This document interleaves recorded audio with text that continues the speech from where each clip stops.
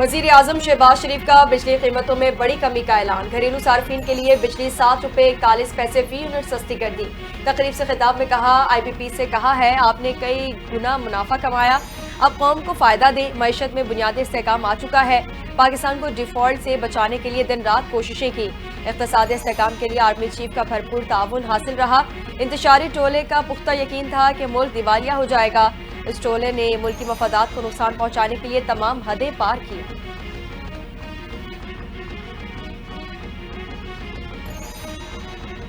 پاکستان اور I am F کے درمیان مذاکرات کا نیا دور، آئی ایم ایف ٹیم کل سے پاکستان کا دورہ کرے گی۔ وفد آئندہ مالی سال کے بجٹ بشمول ٹیکس ریونیو اقدامات، اخراجات پر کنٹرول اور دیگر ترقیاتی اخراجات سے متعلق پاکستانی حکام سے مذاکرات کرے گا۔ آئندہ مالی سال کا وفاقی بجٹ جون کے پہلے ہفتے میں پیش کیا جائے گا۔ بجٹ کو حتمی شکل دینے کے لیے آئی ایم ایف کی ٹیم پاکستانی حکام سے مل کر تجاویز تیار کرے گی۔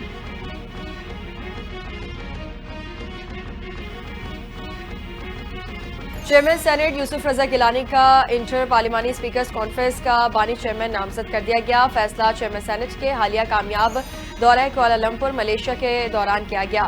ورلڈ سمٹ 2025 یونیورسل پیس فیڈریشن کے زیر اہتمام سیول میں منعقد ہوگی۔ سربراہ اجلاس میں 150 ممالک کے 500 مندوبین اور 45 پارلیمانی اسپیکرز شرکت کریں گے۔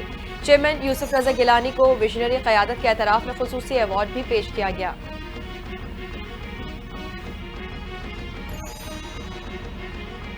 سابق صوبائی وزیر تیمور جھگڑا کے خلاف مبینہ کرپشن کی چھان بین شروع، P T I accountability committee نے تیمور جھگڑا کو سوالنامہ بھیج دیا۔ پوچھا گیا، بطور وزیر خزانہ کے پی آپ کے دور میں صوبہ کئی بار تقریباً دیوالیہ ہوا، پینشن اور گریجویٹی کی مد میں پڑے پیسوں میں سے 36 ارب روپے نکالے گئے، محکمہ خزانہ میں بڑی تعداد میں تقرریاں کی گئیں جن میں کچھ آپ کے رشتہ دار بھی تھے۔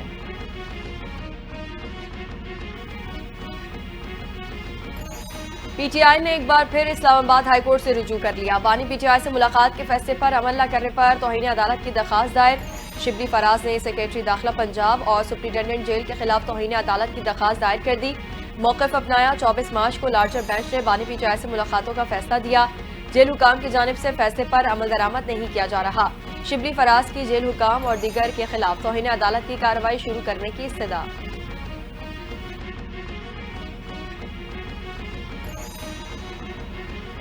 پاکستان تحریک انصاف کو ایک اور جھٹکا، پی ٹی آئی پنجاب کے سیکرٹری جنرل قائم مقام صدر حماد اظہر مستعفی۔ حماد اظہر کہتے ہیں، پی ٹی آئی کے تمام عہدے چھوڑ رہا ہوں، بطور کارکن اپنی جدوجہد جاری رکھوں گا، پہلے بھی 2 بار استعفیٰ دیا، اسے مسترد کیا، اب تیسری اور حتمی بار عہدہ چھوڑ رہا ہوں، یہ استعفیٰ ناقابل واپسی ہے، بطور کارکن اپنے قائد کے لیے کام کرتا رہوں گا۔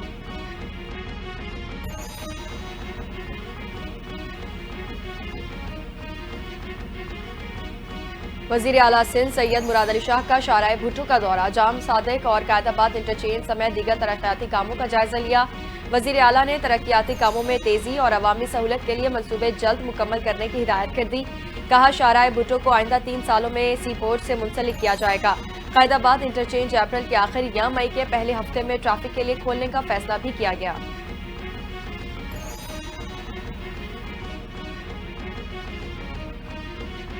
اضافی کرایہ وصول کرنے والے ٹرانسپورٹرز کے خلاف سخت ایکشن، وزیر ٹرانسپورٹ سندھ شرجیل انعام میمن نے غیر قانونی کرایہ وصول کرنے والوں کے خلاف کارروائی کی ہدایت کر دی۔ کہا، تمام افسران کرایوں کی سخت نگرانی کریں، حکومت سندھ عوام کے ساتھ کسی بھی قسم کی زیادتی برداشت نہیں کرے گی، کوئی ٹرانسپورٹر اضافی کرایہ وصول کرتا پایا گیا تو اس کے خلاف قانونی کارروائی ہوگی۔ مہم کا مقصد عام شہریوں کو ناجائز کرایوں کے بوجھ سے بچانا اور سفری سہولیات کو شفاف بنانا ہے۔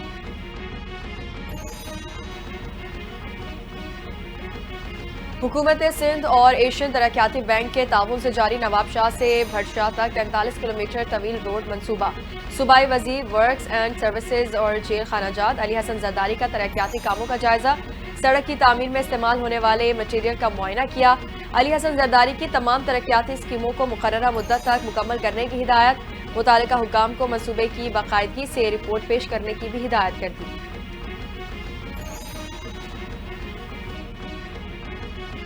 وزیر اطلاعات و ثقافت پنجاب عظمی بخاری کے مختلف تھیٹرز میں چھاپے، عظمی بخاری نے تھیٹرز کے کیفے، ڈریسنگ رومز، ہالز کا جائزہ لیا، اسٹیج ڈراموں کے گانوں اداکاراؤں نے ڈریسنگ پر برہمی کا اظہار کیا، 5 اداکاروں کو شو کاز نوٹس جاری کیے، کہا تھیٹر میں کسی کو بےہودگی بے حیائی پھیلانے کی اجازت نہیں دی جائے گی۔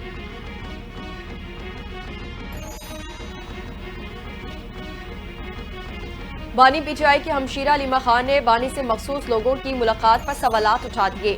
جیل حکام پر برہمی کا اظہار کرتے ہوئے بولی ہمیں ملنے نہیں دیا گیا, دوسرے کیسے مل رہے ہیں. جیل حکام نے کہا تھا عید کی چھٹیوں میں کسی کی ملاقات نہیں ہوگی, پھر چند لوگوں کو ان سے ملنے بھی دیا گیا. کیا یہ پابندی صرف فیملی ارکان کے لیے تھی؟ گزشتہ روز اڈیالہ جیل میں بانی پی ٹی آئی سے علی امین گڈا پور اور بیرسٹر سیف نے ملاقات کی تھی.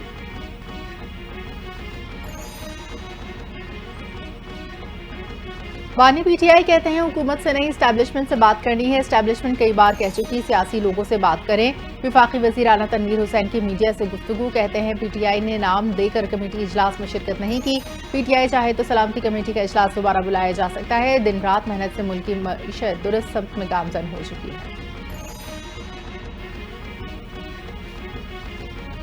بلوچستان نیشنل پارٹی مینگل کا مستونگ لگ پاس پر دھرنا جاری. کراچی, کوئٹہ اور تفتان شاہراہ پر ٹریفک معطل. خواتین کی رہائی تک احتجاجی دھرنا جاری رکھنے کا اعلان. بی این پی سربراہ اختر مینگل نے کوئٹہ لانگ مارچ کا بھی اعلان کر دیا. کہتے ہیں حکومت کو دی گئی ڈیڈ لائن ختم ہو گئی. دھرنے کے شرکاء کوئٹہ کی طرف لانگ مارچ کریں گے.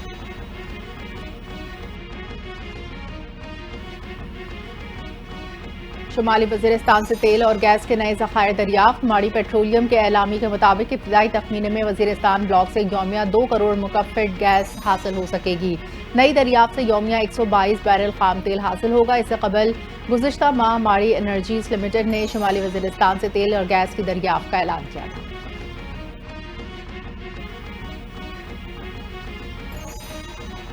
سابق وزیر اعظم ذوالفقار علی بھٹو کی 46ویں برسی پر سندھ میں عام تعطیل کا اعلان. چیف سیکرٹری سندھ نے نوٹیفیکیشن جاری کر دیا.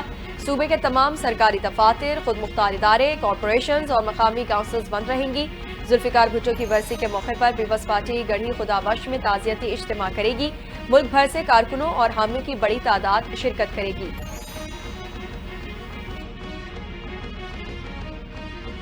کراچی میں کھلے مین ہول نے ایک اور معصوم بچے کی جان لے لی. بلدیہ مواج کوٹ میں بچہ گٹر میں گر کر دم توڑ گیا. ہب ریور روڈ پر بچے کے لواحقین کا احتجاج. مظاہرین انتظامیہ کے خلاف نعرے بازی کی.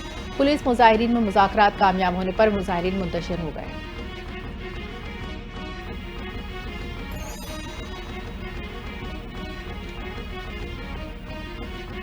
میانمار کے زلزلہ متاثرین کے لیے امداد کے لیے پاکستان پیش. پاکستان کی پہلی امدادی کھیپ متعلقہ حکام کے حوالے. ترجمان این ڈی ایم اے کے مطابق یانگون ایئرپورٹ پر 35 ٹن امدادی سامان میانمار حکام کے حوالے کیا گیا. یانگون کے وزیر اعلیٰ نے فوری امداد کی فراہمی پر حکومت پاکستان اور عوام کا شکریہ ادا کیا. امدادی سامان میں تیار کھانا, کمبل, ترپالیں, خیمے, ادویات اور پانی کے موڈیولز شامل.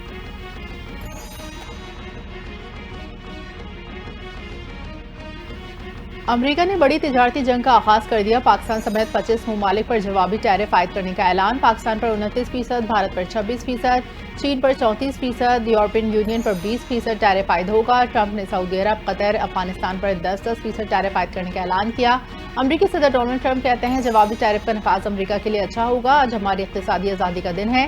محصولات سے حاصل رقم کو اپنے ٹیکس کم کرنے کے لیے استعمال کریں گے.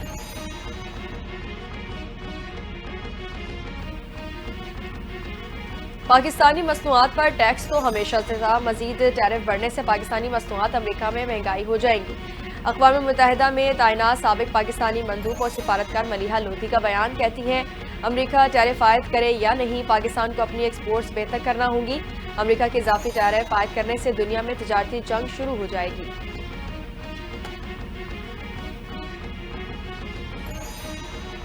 امریکہ کے جوابی ٹیرف لگانے پر مختلف ممالک کا رد عمل. کینیڈا کا امریکی ٹیرف کے خلاف جوابی اقدامات کا اعلان. آسٹریلوی وزیر اعظم نے امریکہ کے جوابی ٹیرف کو غیر ضروری قرار دیا. اطالوی وزیر اعظم کہتے ہیں یورپین یونین پر امریکی ٹیرف غلط ہے. آئرلینڈ کے وزیر اعظم بولے یورپین یونین کو امریکی ٹیرف کا مناسب جواب دینا چاہیے.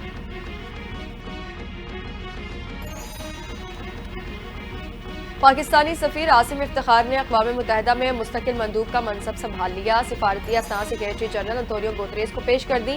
عاصم افتخار احمد کا اقوام متحدہ کے منشور اور کثیر الجہتی سفارتکاری کے لیے پاکستان کے غیر متزلزل عزم کا اعادہ. سیکریٹری جنرل انطونیو گوتریس نے سفیر عاصم افتخار کو نیا منصب سنبھالنے پر مبارکباد دی اور نیک خواہشات کا اظہار کیا.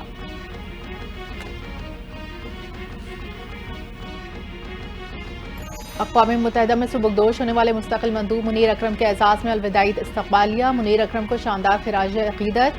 سفیر عاصم افتخار احمد نے اقوام متحدہ میں پاکستان کے مستقل مندوب کا منصب سنبھالتے ہوئے کہا، منیر اکرم کی بطور سفیر خدمات کو ہمیشہ سراہتے رہیں گے، ان کے کام سے حاصل کردہ تجربات کو اپنی ترجیحات میں شامل رکھیں گے۔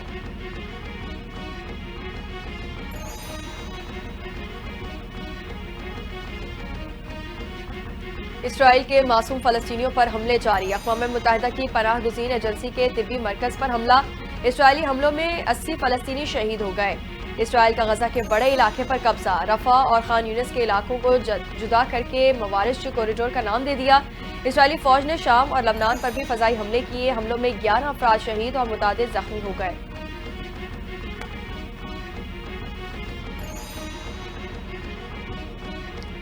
اور ملک کے بیشتر علاقوں میں گرج چمک کے ساتھ بارش کی پیشگوئی، محکمہ موسمیات نے چند مقامات پر تیز ہواؤں گرج چمک کے ساتھ بارش کی نوید سنا دی۔ گلگت بلتستان، خیبر پختونخوا، کشمیر، ملحقہ پہاڑی علاقوں میں بادل کھل کر برسیں گے۔ محکمہ موسمیات کے مطابق ملک کے بیشتر علاقوں میں موسم خشک اور میدانی علاقوں میں گرم رہنے کا امکان۔